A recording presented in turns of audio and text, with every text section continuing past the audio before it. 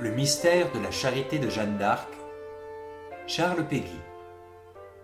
8. Dans l'épisode précédent, Madame Gervaise a distingué deux types de souffrance, la souffrance qui n'est pas perdue et la souffrance qui est perdue. Elle ajoute que le bon Dieu n'accepterait pas, pour sauver les âmes en danger, la souffrance infernale. Jeannette réagit simplement. Alors il y a tant de souffrances perdues. Dans la création, il y a tant de souffrances de créées, de perdues. Il ne s'agit pas de souffrir. S'il ne s'agissait que de souffrir, qui ne souffrirait pas? Qui ne souffre? Il y a une souffrance utile et une souffrance inutile. Il y a une souffrance féconde et une souffrance inféconde. C'est pour cela que notre Maître à tous, notre Seigneur Jésus-Christ, il devait savoir, lui. C'était son métier, de sauver. C'était son office. Il devait savoir, il est notre Maître à sauver.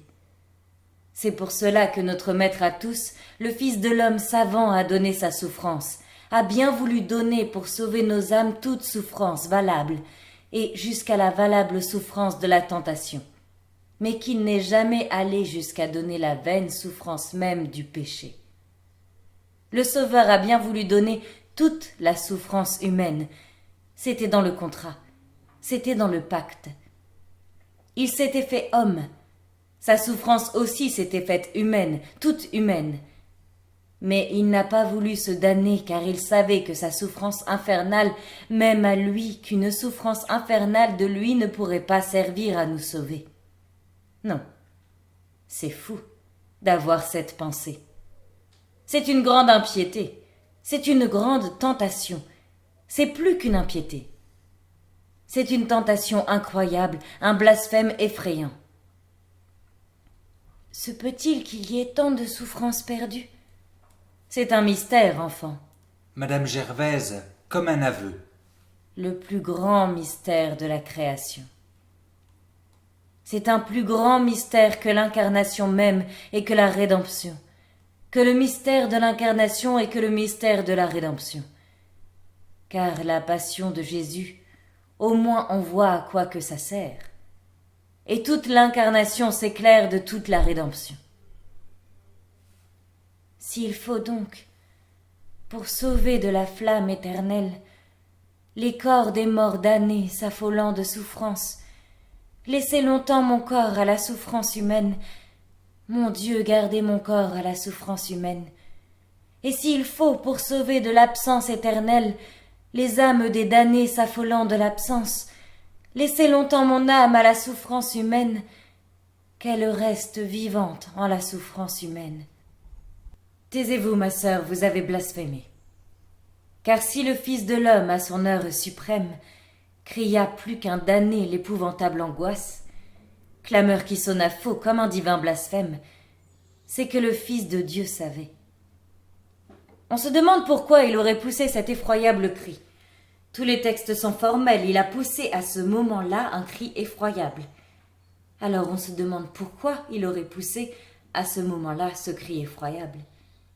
C'était le contraire, il devait être content. C'était fini, c'était fait. Tout était consommé. Sa passion était finie, son incarnation était censément finie, faite. Sa passion était consommée, faite. La rédemption était consommée, faite. Il n'y avait plus que cette formalité pour lui de la mort. La rédemption était finie et couronnée d'épines, la suprême couronne. C'est à ce moment-là qu'il aurait dû être heureux. Comme il allait rentrer dans son éternité, sur le point de rentrer dans son éternité, c'est alors, tous les textes concordent, les textes sont formels, c'est alors qu'il poussa cette clameur effrayante, et marchant derechef dans son éternité. Je vais te dire pourquoi. Le Fils de Dieu savait que la souffrance du Fils de l'homme est vaine à sauver les damnés, et s'affolant plus qu'eux de la désespérance, Jésus mourant pleura sur les abandonnés. De la désespérance commune. plus que s'affolant de leur désespérance, de la même désespérance, que de leur propre désespérance. Comme il sentait monter à lui sa mort humaine, sans voir sa mère en pleurs et douloureuse en bas, droit au pied de la croix, ni Jean ni Madeleine, Jésus mourant pleura sur la mort de Judas. Mourant de sa mort, de notre mort humaine, seulement il pleura sur cette mort éternelle. Lui le premier des saints sur le premier damné, lui le plus grand des saints sur le plus grand damné, lui l'auteur, l'inventeur de la rédemption, sur le premier objet de la damnation. Lui l'auteur, l'inventeur du rachat de nos âmes.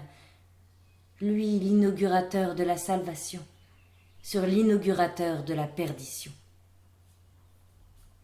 Sur le premier objet de la réprobation éternelle. Car il avait connu que le damné suprême jetait l'argent du sang qu'il s'était fait payer.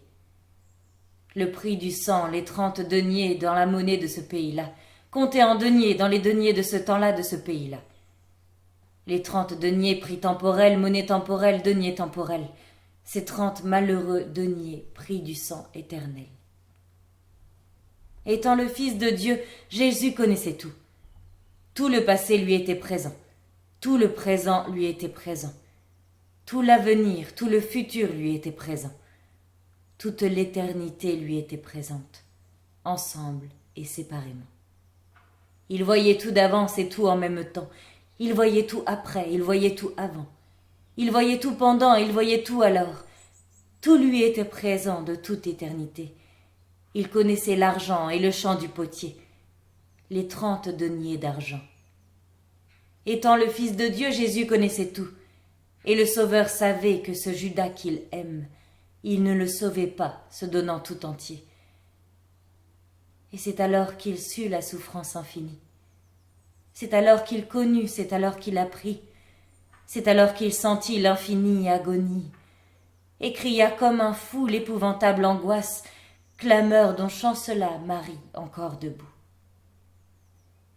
Et par pitié du Père, il eut sa mort humaine. Pourquoi vouloir, ma sœur, sauver les morts damnés de l'enfer éternel et vouloir sauver mieux que Jésus le Sauveur?